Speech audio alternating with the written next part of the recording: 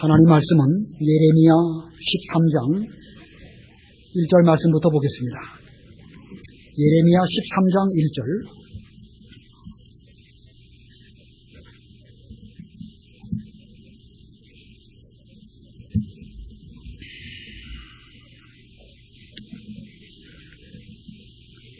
예레미야 13장 1절 봉독합니다. 여호와께서 내게 이같이 말씀하시기를 너는 가서 배 허리띠를 사서 내 허리에 두르되 그것을 물에 넣지 마라 하셨으므로 내가 여호와의 말씀대로 허리띠를 사서 내 허리에 둘렀다.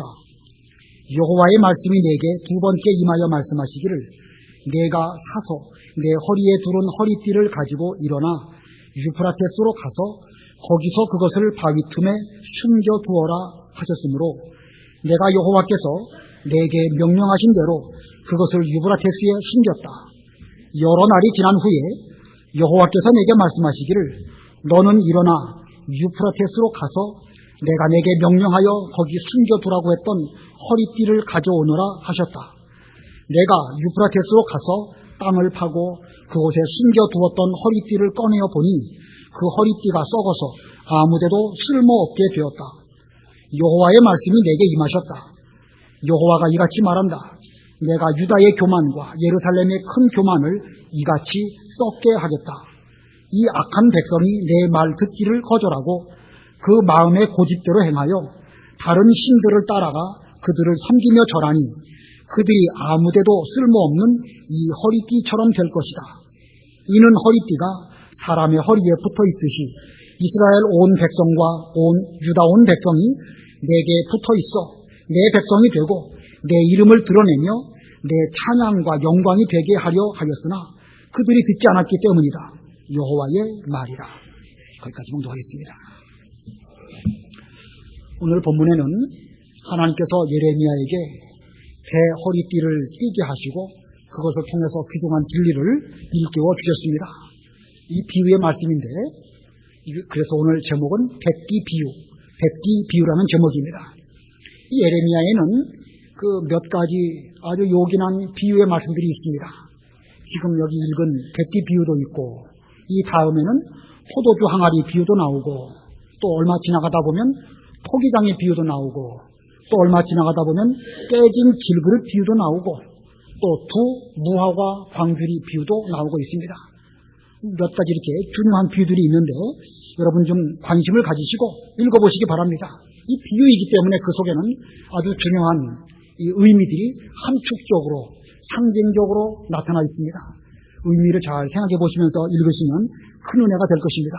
오늘은 그 가운데에서 먼저 이 백띠 비유를 살펴보려고 합니다. 본문 1절, 2절 읽어보시기 바랍니다. 1절 여호와께서 내게 이같이 말씀하시기를 너는 가서 배 허리띠를 사서 내 허리에 두르되 그것을 물에 넣지 마라 하셨으므로 내가 여호와의 말씀대로 허리띠를 사서 내 허리에 둘렀다. 예, 하나님께서 예레미야 선지자에게 말씀하시기를 너는 가서 배 허리띠를 사서 내 허리에 두르고 다녀라. 그러나 그 배띠가 물에 들어가지 않도록 조심하여라. 이렇게 말씀하셨습니다. 하나님께서는 지금 예레미야로 하여금 어떤 중요한 행동을 하게 하시고 그 행동을 통해서 아주 귀중한 진리를 일깨워 주시려고 이런 행위를 하라고 하신 것입니다. 이 상징성이 강한 것입니다. 그러면 이 상징 가운데에서, 이 비유 가운데에서 배띠가 비유하는 것이 무엇일까? 배 허리띠인데 이건 분명히 그냥 아무 것이나 배로 되어진 것을 그저 허리띠로 차고 다녀라 이런 말씀은 아닙니다. 사서 내 허리에 두르라 하신 것을 볼 때에 상당한 값을 지불하고 그것은 소중한 것이니까 잘 간직하기 위해서 허리에 띠라고 하셨고 그것이 손상되지 않도록 하기 위해서 물에 넣지 않도록 물에 넣으면 썩어서 쓸 수 없게 되니까 잘 간직하라고 이렇게 말씀하셨습니다. 자, 이 배띠 구약 시대의 제사장들은 그 제사장 복장을 입고 거기에 배띠를 띱니다. 제사장 복장을 에봇이라고 하고 그 에봇 복장 위에 배띠를 두루두루 되어져 있는데 그런 내용들은 출애굽기에도 있고 레위기에도 있습니다. 혹은 또 왕의 위엄을 나타내기 위해서 이 띠를 띠고 다닙니다. 마치 챔피언 벨트 같은 거 있죠. 널쩍하고 큰 빠클 있는 거. 이런 걸 차고 다니는 것과 같은 그런 모양으로 제사장이나 왕들이 그런 띠를 띠고 다녔습니다. 자, 충분히 상상이 잘 되겠죠?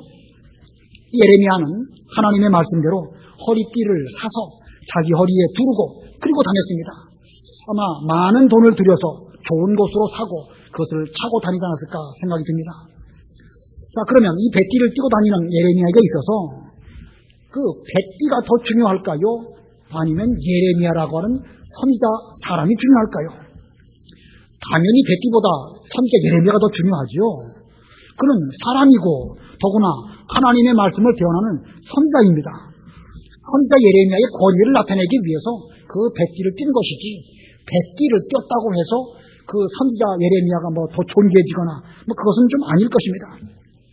제가 무슨 비싼 허리띠를 띄고 다닌다고 해서 무슨 제 인격이 더 높아지거나 그건 아니죠. 다만 그 좋은 띠를 띄고 다니면 기분이 상당히 좋아질 것은 분명합니다. 아무튼 이렇게 예레미야는 하나님 말씀에 순종해서 뱃띠를 사서 그것을 차고 다녔습니다. 얼마 있어서 다시 하나님의 말씀이 예레미야에게 임하셨습니다. 뱃띠를 저 멀리 유브라테스에 가지고 가서 바위 틈에 숨겨두어라. 본문 3절로 5절 읽어보세요. 3절로 5절. 3절. 여호와의 말씀이 내게 두 번째 임하여 말씀하시기를 내가 사서 내 허리에 두른 허리띠를 가지고 일어나 유프라테스로 가서 거기서 그것을 바위 틈에 숨겨두어라 하셨으므로 내가 여호와께서 내게 명령하신 대로 그것을 유프라테스에 숨겼다. 예, 지금 예레미야가 있는 그 지방은 유다 지방입니다. 그러나 하나님의 명령은 그 저 멀리 떨어져 있는 유프라테스 그 바위 틈에 그 뱃띠를 숨기라는 것입니다. 유다에서부터 유브라테스까지 한 250마일쯤 된다고 하는데 킬로미터로 말하면 환산해 보니까 30km 정도 떨어져 있습니다. 거기까지 가가지고 그 뱃띠를 그 바위 틈에 숨기고 다시 돌아온다. 대략 한 800-900km를 왕복해야 되는 것입니다. 자, 하나님 명령에 따라서 먼 길이지만 예레미야는 순종했습니다. 비싼 돈을 들여서 산 그 뱃띠, 한동안 자기 몸에 차고 다녔던 그 뱃띠이지만 그것을 유프라테스의 바위 틈에 잘 숨겨두었고 그리고 돌아왔습니다. 자, 예레미야가 이 말씀을 순종하기 위해서 유프라테스까지 갔다가 돌아오는 데에는 적어도 보름 이상 한 20일 정도 걸리지 않았을까 생각이 듭니다. 이 예레미야가 돌아와서 얼마 지나서 하나님께서 다시 유프라테스로 가서 그 허리띠를 가져오라고 말씀하십니다. 그런데 그가 가서 잘 숨겨두었던 그 뱃띠를 살펴보니까 그만 썩어서 더 이상 쓸데가 없는, 쓸모가 없는 이런 상태가 되고 말았습니다. 본문 6절, 7절 읽어보세요. 6절. 여러 날이 지난 후에 여호와께서 내게 말씀하시기를 너는 일어나 유프라테스로 가서 내가 내게 명령하여 거기 숨겨두라고 했던 허리띠를 가져오너라 하셨다. 내가 유프라테스로 가서 땅을 파고 그곳에 숨겨두었던 허리띠를 꺼내어 보니 그 허리띠가 썩어서 아무데도 쓸모없게 되었다. 예, 혹시 건조한 사막 같은 데다가 뱃띠를 잘 숨겨두었다고 하면 썩지 않고 잘 보존되겠지요. 그러나 유프라테스는 강이거든요. 예, 바벨론 지역에 있는 큰 강, 바로 유프라테스 강입니다. 그러다 보니까 물이 많고 습기가 많다 보니까 그 물기 때문에 뱃띠가 그만 썩게 되었고 썩어버린 뱃띠는 더 이상 쓸모없는 이런 상태가 되고 말았습니다. 썩어서 쓸모없이 되어버린 그 뱃띠 찰 수도 없고 가지고 다닐 의미가 없기 때문에 결국은 버릴 수밖에 없는 것입니다. 자, 이 뱃띠에 비유해서 우리가 먼저 알아야 될 것은 이 뱃띠는 무엇을 가리키는 것이고 물은 또 무엇을 가리키는 것이고 유브라테스는 또 무엇을 가리키는 것인가, 그 상징을 먼저 알아야 할 것입니다. 자, 첫 번째로 이 뱃띠가 무엇일까? 본문 11절, 우리 11절 다 같이 합독하겠습니다. 시작. 이는 허리띠가 사람의 허리에 붙어 있듯이 이스라엘 온 백성과 유다 온 백성이 내게 붙어 있어 내 백성이 되고 내 이름을 드러내며 내 찬양과 영광이 되게 하려 하였으나 그들이 듣지 않았기 때문이다. 여호와의 말이다. 자, 이 뱃띠는 무엇을 상징하고 있죠? 예, 이스라엘 온 백성, 유다 온 백성, 허리띠가 사람에 붙어 있듯이 이스라엘 온 백성, 유다 온 백성은 하나님께 붙어 있어야 되는데 그들이 붙어 있지 못하였다. 이것을 나타내려고 이 비유를 행하신 것입니다. 그러고 보면 뱃띠는 하나님께 붙어 있어야 할 이스라엘 백성 혹은 유다 백성, 오늘날 하나님의 백성들인 우리들을 가리키는 것입니다. 자, 뱃띠는 하나님의 백성을 가리킨다. 두 번째, 물은 또 무엇일까? 물. 일반적으로 성경에 물 하면 좋은 것입니다. 생수를 가리키기도 하고 깨끗이 씻기도 하고 여러 가지 면에서 우리를 몸을 씻기도 하고, 근데 본문에 나와 있는 물은 좋은 것이라고 나타나는 건 아닙니다. 뱃띠를 썩게 하는 것입니다. 뱃띠가 하나님의 백성이니까 하나님의 백성으로 하여금 썩게 만드는 것이니까 이건 좋은 것이라고 말할 수 없습니다. 하나님의 백성을 썩어서 못쓰게 만드는 그런 물은 어떤 것들일까? 그런 요인들은 무엇일까? 성경에 보면 하나님의 백성으로 하여금 망하게 만드는 요인들이 수도 없이 많이 있습니다. 그러나 예레미야 시대에서 생각해 볼 때에 그것은 거짓 선지자들 때문에 말씀이 변질된 것, 그걸 가리키는 것입니다. 거짓 선지자들로 말미암아 하나님의 말씀이 변질되는 것, 하나님 말씀을 잘 먹고 사는 것이 하나님의 백성의 영적 양식인데 이게 변질되니까 하나님의 백성들도 상하게 되어지고 신앙생활을 제대로 못하게 되는 것입니다. 지난 주일날 우리가 잘못된 생각의 결과에서 배웠죠.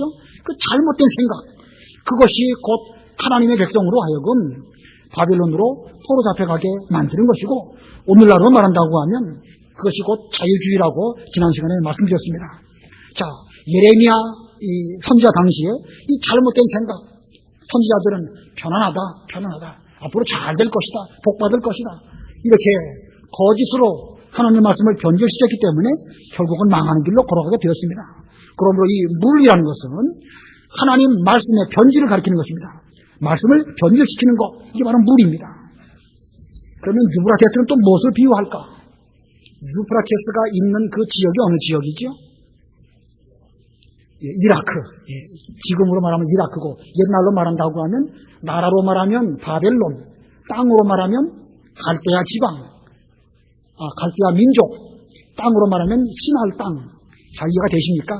신할 땅, 갈대아 민족, 바벨론 나라, 가나안 땅, 히브리 민족, 이스라엘 나라, 대한민국, 한반도, 한민족, 이렇게 말하지 않습니까? 마찬가지로 이 바벨론 이 지역에는 유브라데스 강이 있고 그 지역은 신할 땅이고 또 그 민족들은 갈대아 민족입니다. 그래서 이 유브라데스는 바로 바벨론 나라를 상징하는 것입니다. 유브라데스, 바벨론, 오늘날로 말하면 세상 나라를 가리키는 것입니다. 세상 나라. 다시 한번 정리해 볼까요? 뱃띠는 무엇을 상징합니까? 하나님의 백성. 물은 무엇을 상징합니까? 변질된 말씀, 말씀의 변질, 잘못된 생각. 유브라데스는 뭘 가리킵니까? 바벨론 혹은 세상 나라. 자, 이 세 가지를 먼저 잘 기억하시고, 오늘 본문에 나와 있는 이 비유가 오늘날 우리에게는 어떤 교훈을 주시는 것일까? 두 가지를 말씀을 드리려고 합니다. 그중에 첫 번째는 하나님께서 우리를 사셔서 허리띠로 삼으셨다. 하나님께서 우리를 사셔서 허리띠로 삼으셨다. 우리 화면을 보고 다 같이 읽겠습니다. 시작. 하나님께서 우리를 사셔서 허리띠로 삼으셨다. 중요한 의미가 있습니다. 다시 한번 시작. 하나님께서 우리를 사셔서 허리띠로 삼으셨다. 이스라엘이나 유다 백성은 지구상의 다른 민족들보다 더 뛰어나거나 더 거룩하거나 더 깨끗한 그런 민족이라고 말할 수 없습니다. 다만 하나님께서는 그들을 무조건 택하시고 하나님의 백성으로 삼아주셨을 뿐입니다. 그래서 구약 시대에는 이스라엘 백성들을 두고 하나님께서는 너희들은 내 소유요 제사장 나라이다, 이렇게 말씀하셨습니다. 출애굽기에 그 말씀이 있어요. 출애굽기 19장 4절로 6절 읽어보세요. 출애굽기 19장 4절. 내가 이집트 사람에게 행한 일을 너희가 보았고 내가 너희를 독수리 날개로 업어 너희를 내게로 인도하였음을 보았다. 온 땅이 내 것이니 이제 너희가 내 말을 잘 듣고 내 언약을 지키면 너희가 모든 백성들 중에서 내 소유가 될 것이며 또 너희는 내게 제사장 나라가 되며 거룩한 민족이 될 것이다 하여라. 이것이 내가 이스라엘 자손에게 할 말이다. 이스라엘 백성들이 애굽에 종살이 할 때에 하나님께서 거기에 여러 가지 방법을 통해 가지고 그들을 구원해내시고 이제 가나안 땅으로 들어가게 하시는 과정 속에 있습니다. 너희는 내 소유다 이렇게 말씀하시면서 또 6절에 너희는 내게 하나님께 대해서 제사장 나라가 되며 거룩한 민족이 될 것이다 라고 말씀하십니다. 자, 제사장 나라 무슨 뜻입니까? 제사장이라는 게 뭐 하는 것이죠? 제사 드리는 거 맞습니다. 여러 사람들의 죄를 그 제사장에 와갖고 고하면 제사장은 그 죄 문제를 가지고 양이나 소의 피를 가지고 하나님께 들어가서 하나님 아버지 아무개가 이와 같은 죄를 지었는데 장차 오실 그리스도로 말미암아 저들의 죄를 사하여 주시옵소서 이렇게 제사를 드리는 사람이 제사장입니다. 그런데 한 개인으로도 그런 제사장이 있지만 민족적으로 볼 때, 나라적으로 볼 때에도 이스라엘 나라는 제사장 나라라고 하나님께서 말씀하셨습니다. 세상에 많은 나라, 많은 민족이 있지만 구약시대에 특별히 이스라엘 나라를 하나님께서 제사장 나라로 택하셔서 그들로 하여금 모든 만민들을 대신하여 하나님께 나와서 말씀을 받고 전해드리고 그들의 죄를 또 구하는 이런 역할을 하도록 하나님께서 이스라엘을 택하신 것입니다. 그래서 이 구약시대에 이스라엘을 통하여서 구원 역사가 이루어지다가 신약시대에 와가지고 이스라엘로 말미암아 그 완성된 구원이 온 이방 나라 땅끝까지 전파되어서 오늘 우리까지도 예수 믿는 이런 은혜를 입게 된 것입니다. 이 역할이 바로 구약시대의 제사장 나라인 이스라엘의 역할입니다. 자, 이스라엘 제사장 나라. 그래서 하나님께서는 마치 제사장이 그 배 허리띠를 띠고 영광스럽게 다니시는 것처럼 하나님께서는 이스라엘 나라를 당신의 허리에 띠고 다니시면서 내가 이들을 구원해서 이들로 말미암아 영광을 얻었다 하시는 이런 영광을 나타내신 것입니다. 자, 하나님께서 이스라엘을 택하여 제사장 나라로 삼으시고 허리에 띠로 삼으셨습니다. 그러니까 이스라엘은 누구의 영광을 나타내야 되겠죠? 하나님의 영광을 나타내야 되는 것입니다. 하나님께 찬송을 드리고 하나님의 영광을 잘 드러내는 이런 역할을 해야 되는 것이 바로 이스라엘 민족입니다. 그런데 오늘 11절 본문 보니까 잘 못했습니다. 11절 다시 보면 이는 허리띠가 사람의 허리에 붙어 있듯이 이스라엘 온 백성과 유다 온 백성이 내게 붙어 있어 내 백성이 되고 내 이름을 드러내며 내 찬양과 영광이 되게 하려 하였으나 그들이 듣지 않았기 때문이다. 여호와의 말이다. 이 허리띠가 사람의 몸에 잘 붙어 있을 때에 그 허리띠로 말미암아 어떤 일들도 잘 되게 되고 그 사람은 영광을 받는 것처럼 이스라엘 민족이 하나님께서 값주고 사시고 하나님의 소유로 삼으신 그 백띠 일지인데 하나님께 잘 붙어서 하나님의 이름을 드러내고 하나님의 영광과 찬송을 드러내는 이런 역할을 해야 되는 것입니다. 자, 그런데 그들은 하나님의 영광을 드러내지 못하고 오히려 자기들의 영광을 드러냈던 이런 어리석은 가운데 있었기 때문에 이제 하나님의 이 징벌을 받게 된 것입니다. 자, 이 백띠, 하나님의 허리에 붙어있는 백띠와 같은 백띠인데 무엇을 조심해야 된다고요? 아까 무엇에 조심하라고 그랬습니까? 물조심해야겠죠, 물조심. 말씀이 변질되지 않도록 조심해야 되는 것입니다. 말씀이 오염되면 이 하나님의 백성은 하나님의 말씀을 먹고 사는 이런 그 신령한 민족인데 그 변질된 말씀, 오염된 말씀을 가지고 그걸 먹어버리면 배탈이 날 수밖에 없는 거 아니겠습니까? 우리 하나님께서는 이스라엘 민족을 위해서 출애굽하고 이제 광야를 지나갈 때 그 과정마다 규례와 법도를 주시고 그들을 시험하셨고 신의 광야에서는 십계명을 비롯하여 여러 율법들을 주셨습니다. 모세는 자기가 준 그 하나님 말씀 앞에서 좌로나 우로나 치우치지 말고 정도로 걸어가라고 이렇게 말씀하셨습니다. 그들이 이 정도로 잘 걸어간다고 하면 하나님은 그들로 말미암아 영광 받으시고 하나님이 기뻐 영광 받으실 때에 그들도 큰 복이 되는 것입니다. 자, 이것이 구약시대에 하나님으로 말미암아 택함받은 이스라엘 백성들이 해야 할 일인데 이것을 오늘날 우리에게 적용시켜 본다고 하면 우리 역시 마찬가지입니다. 하나님께서는 보잘것없는 우리들을 예수님의 보혈로 값주고 사셔서 하나님의 성전 삼으시고 당신의 그 거하실 처소로 삼으셨습니다. 이제 우리는 하나님의 허리에 붙어서 백띠로 역할을 잘 감당해야 됩니다. 자, 그리고 우리가 하나님의 허리띠가 되었으니까 누구의 영광을 잘 드러내야 되는가? 하나님의 영광을 잘 드러내야 됩니다. 자, 그러므로 허리띠, 백띠의 목적은 그 띠를 두르신 하나님의 영광을 나타내는 데 있는 것입니다. 자기 영광 드러내면 그건 안 되는 것입니다. 우리의 삶의 목적은 철저하게 하나님의 이름을 드러내고 하나님께 찬양과 영광을 돌려드리는 데 있는 것입니다. 만일 그 영광을 자기가 취한다고 하면 그것은 하나님의 영광을 부족질하는 것입니다. 오늘 본문의 중요한 원리입니다. 오늘날 우리가 신앙생활, 교회생활을 한다고 하면서 우리의 그 신앙생활과 교회생활의 목적은 철저하게 하나님을 위해서 하나님의 존귀와 영광을 드러내는 이런 목적으로 우리가 신앙생활도 해야 되는 것이고 교회도 나오셔야 되는 것입니다. 근데 만약에 이것이 거꾸로 되어가지고 이 교회생활이나 신앙생활을 통해서 자기 목적을 이루려고 하고 자기 유익을 취하려고 하고 자기 영광을 나타내려고 한다고 하면 백띠 주제에 자기가 하나님의 자리에 올라간 것이 되는 것입니다. 설마 하나님의 백성이 주제넘게 하나님의 그 영광스러운 자리에 올라가려고 할 수가 있을까? 예레미야 시대에 거짓 선자들에게 속아 넘어간 백성들은 마치 그와 같았습니다.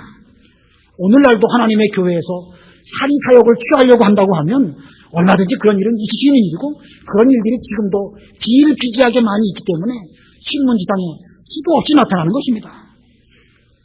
그러므로 오늘날 하나님께서 값주고 사셔서 하나님의 허리에 두신 이 백띠인 줄로 여러분들은 명심하고 우리의 본분을 철저하게 잘 준행해드리는 이런 우리들이 되어야 됩니다. 오직 하나님의 영광만 드러내는 그런 우리가 되어야 될 것입니다. 자, 오늘 이 백띠라고 말씀드렸는데 백띠가 주의해야 될 거 두 가지입니다. 첫 번째는 물에 넣지 말아야 될 거, 두 번째는 하나님께 붙어 있어야 될 것입니다. 두 가지가 뭐예요? 첫 번째가 물에 넣지 않아야 될 것이고 두 번째는 하나님께 붙어 있어야 된다. 아까 말씀드린 것처럼 물이라는 것은 말씀의 변질, 잘못된 생각, 자유주의 혹은 여러 가지들 이 말씀을 변질시키는 수없이 많은 것들이 있습니다. 지금도 그런 것들을 가지고 사탄은 우리들을 떠내려가게 만드는 가운데 있습니다. 요한계시록 12장에 그 말씀이 있는데 요한계시록 12장 15절 읽어보세요. 요한계시록 12장 15절 뱀이 그 입에서 여자의 뒤로 물을 강같이 토하여 그 여자를 물로 떠내려가게 하려고 하다. 여기 뱀은 사탄을 가리키는 것입니다. 용이고 사탄인데 사탄의 괴계는 그 여자를 물로 떠내려가게 하는 것입니다. 여기 나오는 여자는 교회를 가리킵니다. 구약시대에 이스라엘 민족을 두고 그 여자로 비유하였죠. 살아라, 피투성이라도 살아라. 바로 여자로 비유하신 그 비유 지난번에 배웠지 않습니까? 자, 이 교회가 바로 여자와 같아서 스스로의 힘으로는 이기기 어려운 이런 삶을 광야에 살아가고 있는데 이 사탄 마귀는 뒤에서 그 물을 토해내가지고 그 물로 떠내려가게 만들려고 하고 있습니다. 강으로 떠내려가게 만들고 강을 통해가지고 결국은 바다로 떠내려가게 만듭니다. 요한계시록에 보면 이 용이 어디서 올라오냐면 바돌이 바다에서 올라옵니다. 바다는 바로 이 세상을 상징하는 것이고 세상은 곧 또 다른 면으로 바벨론을 상징합니다. 자, 지금도 이 사탄은 그 물로 말미암아 하나님의 백성들인 이 교회 여러분들을 떠내려가게 만드는데 배후에서 그 소세속적인 것 어떤 변질된 말씀 이런 것들로 하여금 우리를 떠내려가게 만들려고 하는 이런 가운데 있습니다. 이 말씀이 변질되면 성도, 교회 비록 깨끗한 값주고 살신 백띠일지 몰라도 결국은 세속화되는 것이고 세상으로 떠내려가 버리고 마는 것입니다. 그러므로 우리는 우리의 이 깨끗한 백띠를 물에 넣지 않도록 조심해야 됩니다. 그런데 두 번째는요, 하나님께 붙어 있어야 된다고 그랬죠? 아까 11절 여러 번 읽었는데 다시 한번 읽어보시기 바랍니다. 11절 이는 허리띠가 사람의 허리에 붙어 있듯이 이스라엘 온 백성과 유다 온 백성이 내게 붙어 있어 내 백성이 되고 내 이름을 드러내며 내 찬양과 영광이 되게 하려 하였으나 그들이 듣지 않았기 때문이다. 여호와의 말이다. 허리띠가 사람의 허리에 붙어 있듯이 이스라엘 온 백성과 유다 온 백성이 내게 붙어 있어. 여기 붙어 있다라는 말씀이 두 번 나옵니다. 백띠를 두른 사람과 백띠는 서로 붙어 있을 때에 상호 올바른 역할을 잘 하듯이 하나님의 백성과 하나님 사이에는 서로 붙어 있는 이런 관계가 되어야 됩니다. 이 붙어 있다는 단어, 이 붙어 있다는 그 단어는 다른 그 번역으로 보면 연합이라고 표현하기도 합니다. 남자가 그 부모를 떠나 여자와 연합하여 한 가정을 이룬다. 연합이라는 표현을 쓰고 있죠. 결혼의 그 제도를 말씀한 것입니다. 거기서 나오는 그 연합이라는 말이 붙어있다는 말입니다. 요한복음 15장에 포도나무가 있고 가지가 있는데 서로 붙어있을 때에 생명적인 교류가 이루어지게 되고 그 포도나무 가지는 포도 열매를 많이 맺히게 되는 것입니다. 붙어있다. 바로 이 생명적인 연합의 관계를 말하는 것입니다. 그러므로 하나님 백성과 하나님 사이는 이런 생명적인 연합의 관계가 되어서 붙어있을 때에 제대로 된 역할을 잘 감당하는 것입니다. 허리띠 하면 힘쓰는 어떤 그런 그 도구이죠. 사람이 힘을 쓰기 위해서는 허리띠를 두를 때에 힘이 허리에서부터 나오는 것입니다. 하나님께서는 우리 성도를 통해서 하나님의 일을 하시려고 하나님의 허리에 두르셨습니다. 그리고 그 불러진 그 성도로 말미암아 하나님의 일을 하시는 것입니다. 물론 그렇다고 해서 하나님이 힘이 없으셔가지고 뭐 우리로 하여금 힘을 얻으셔갖고 하시려는 그런 뜻은 아니에요. 하나님의 일을 하고자 하실 때에 택한 백성들을 통해서 힘써서 일하게 하시는 것이 하나님의 뜻입니다. 자, 오늘날 우리들은 반드시 절대적으로 하나님께 붙어 있어야 되는 것입니다. 하나님이 아니고 그 외에 다른 것, 사람에 붙어 있다든지 돈에 붙어 있다든지 자기 생각에 붙어 있다고 하면 그 사람은 물먹은 사람이에요. 썩어버릴 수밖에 없고 결국은 버릴 수밖에 없는 쓸모없는 배티가 되고 말 것입니다. 그러므로 오늘날 저나 여러분은 하나님 말씀대로 순종함으로써 하나님께 붙어서 하나님과 생명적 연합의 관계를 잘 맺음으로 하나님께 영광 돌려드리는 그런 우리가 되어야 되겠습니다. 하나님께 붙어있지 않고 변질될 말씀 따라가다가 자기 생각대로 따라가다가 쓸모없는 그런 성도가 되는 분 우리 가운데 한 분도 계시지 않기를 바랍니다. 저는 두 번째 이 본문의 비유가 우리에게 주시는 교훈은요, 우리도 교만하면 버린다는 것입니다. 우리도 교만하면 버린다. 하나님께서는 값주고 사서 뛰게 하신 그 배티를 왜 멀리 있는 유브라데스까지 가서 바위 틈에 숨겨두라고 하셨을까? 하나님께서 배티가 썩을 것을 모르셨을까? 우리 하나님께서는 아무리 비싼 대가를 치르고 하나님의 것으로 삼으신 그런 것이라 할지라도 교만하면 가차없이 버리시는 하나님이신 것을 보여주고 있습니다. 구약의 이스라엘 백성들, 자기들은 하나님께서 택하신 존귀한 백성으로 알았습니다. 그러나 그 영광을 하나님께 돌려드리지 아니할 때에 결국은 교만하게 되었고 그 교만으로 말미암아 그 하나님께로부터 버리심을 받게 되었습니다. 이것이 최고의 교만입니다. 최고의 교만. 하나님을 모르는 사람들은 뭘 가지고 교만하죠? 돈 많은 거 가지고 교만하고 직위가 올라가면 그거 가지고 교만합니다. 하나님의 백성들은 무엇을 가지고 교만할 수 있을까요? 우리는 잘 믿는다, 오래 믿었다, 모태신앙이다, 몇 대가 우리는 예수를 믿었다. 좋은 것입니다. 좋은 것인데 그것이 역으로 교만의 어떤 빙과가 된다고 하면 그것은 오히려 순고하게 하나님 잘 섬기는 그것이 그로 하여금 교만하게 만드는 것입니다. 어떤 교만이가 심각할까? 이방 사람들이 다른 거 가지고 교만한 거하고 우리에게 그 믿음의 여러 가지 조건으로 주신 그거 가지고 스스로 교만하게 되면 어느 것이 더 위험할까? 이방 사람입니까? 유대인들입니까? 유대인들이 훨씬 더 심각한 것입니다. 유대인들은 구약시대에 자기들이 잘 믿는 거 가지고 교만했습니다.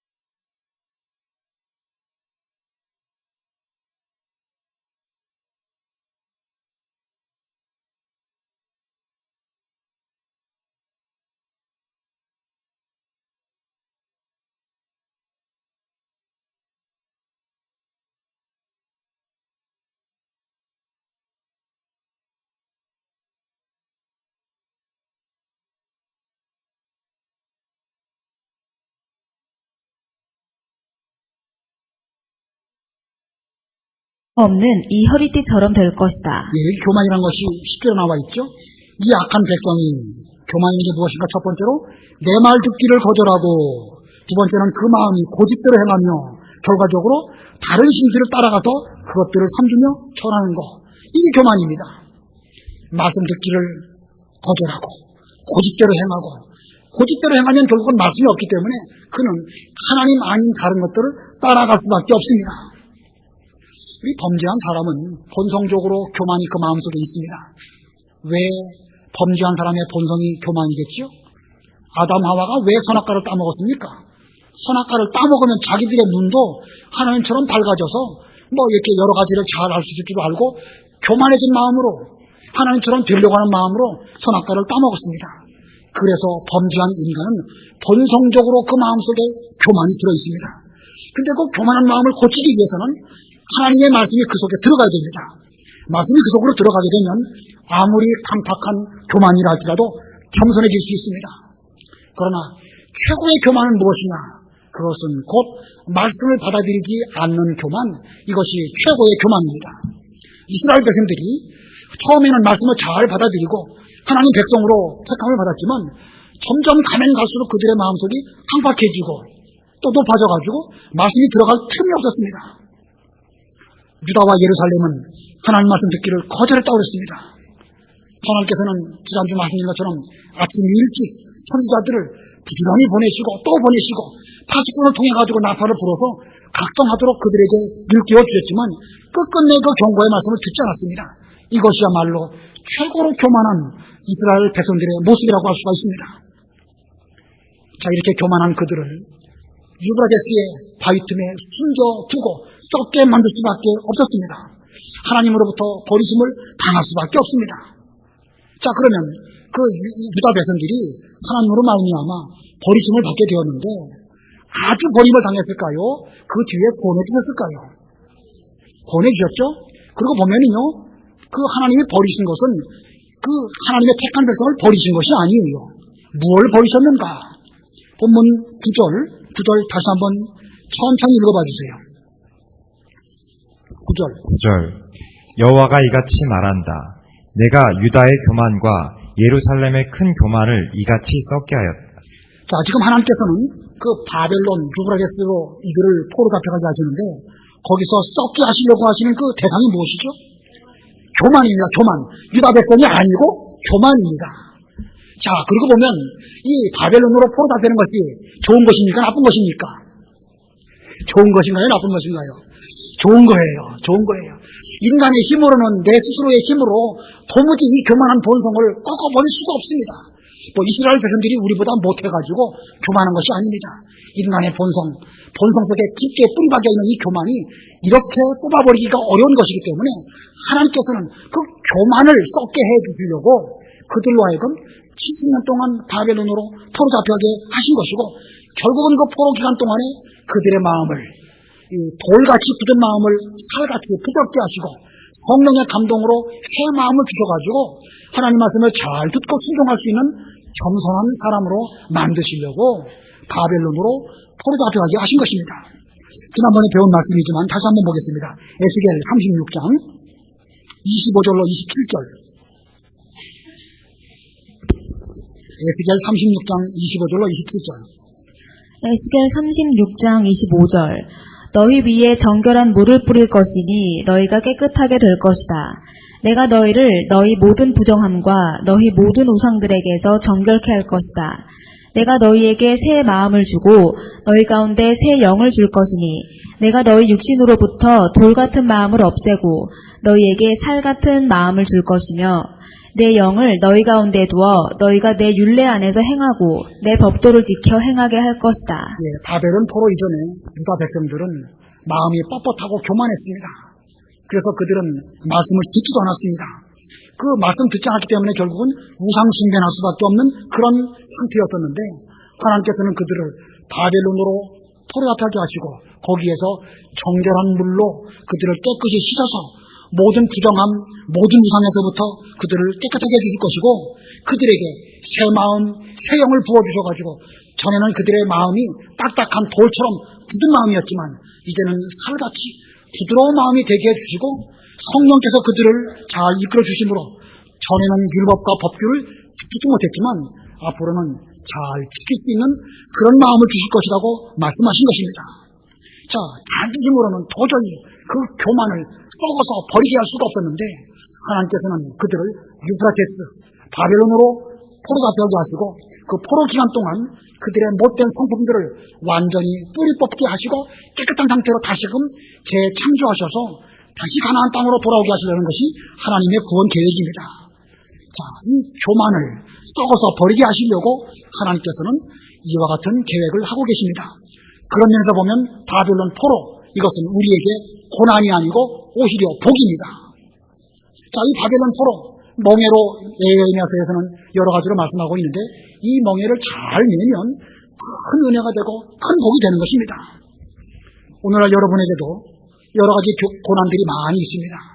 하나님께서 괜히 여러분으로 하여금 힘들게 하시려고 고난을 겪게 하시는 것이 아닙니다. 이 고난을 통해서 우리 인간의 힘으로는 뽑아버릴 수 없는 교만한 거, 이거 좀 뽑아버려야 되겠는데 인간의 힘으로는 불가능하거든요. 그래서 하나님께서는 여러 가지 모습으로 우리로 고난 겪게 하시고 거기서 뽑아버릴 것은 뽑아버리고 순수한 믿음의 사람으로 만드시려고 이런 길로 인도하시는 가운데 계신 것입니다. 그래서 우리의 당하는 모든 고난은 분명 우리에게 큰 유익이고 복입니다. 심지어 예수님께서도 고난을 통하여 순종을 배우셨다고 그랬습니다.